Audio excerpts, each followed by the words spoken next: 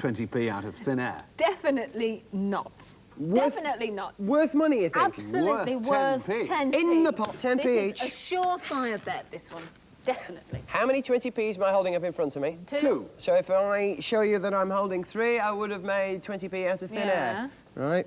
Yeah. Wait for it. Look at this, look at this, look at this, look at this. There.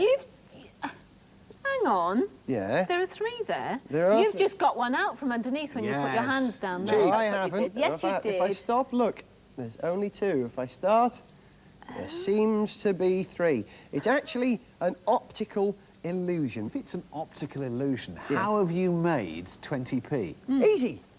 I've won the bet. I've got your 2 10s. That's how I've made 20p from thin air. Life is not fair.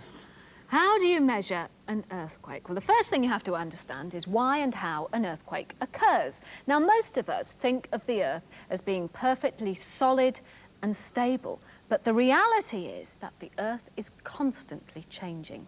Now, if I were to unwrap the surface of the Earth, I'd end up with something like this jigsaw puzzle, because the surface is in fact split into sections known as plates. And the lines along which they're pieced together are known as fault lines, because these are in fact very weak points in the Earth's surface. Now, that would be all right if the Earth was completely solid, but it isn't, because inside here is an enormous amount of liquid which is constantly churning around.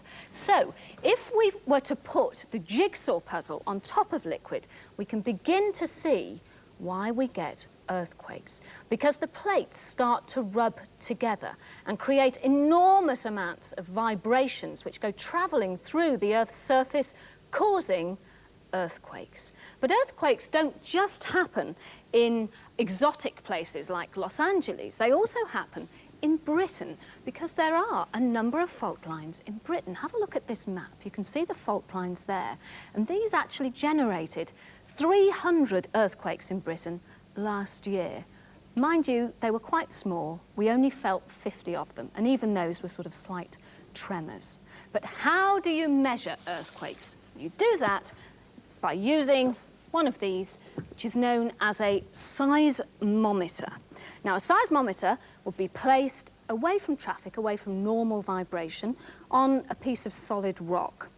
And it's made up of a copper coil. You can just see the bottom of the coil there, which is underneath this magnet. That's the grey bit. And as the earthquake happens, deflections occur. And as the copper coil goes up and down through the magnet, it generates a small amount of electricity. The bigger the deflection, the more the electricity that's generated. But how do you record all of that? Well, you record it on something that we've got over here. Here is the seismometer. This is the Earth's surface that I'm standing on, and this up here is what's known as a seismograph, because this is going to record all the deflections for us. And down here you have an electric graph, which is a copy of the one above. So, I can feel the earthquake coming. Everything's deflecting, everything's moving around, and the seismometer is recording all of this. It's sending the current through to the seismograph, and that is how you can measure an earthquake. Carol creating her own earthquake.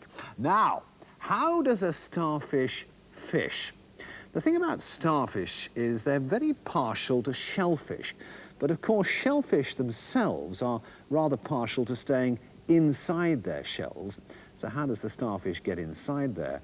All will be revealed in just a moment. It's a gruesome tale. But before that... It was the power of thought. Me, Fred.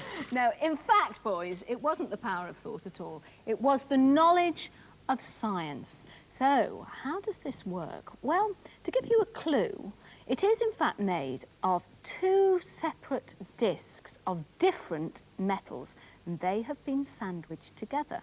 How does it work? Well, another clue. Here is a bimetallic strip. That's the name given to something made of 2 different metals.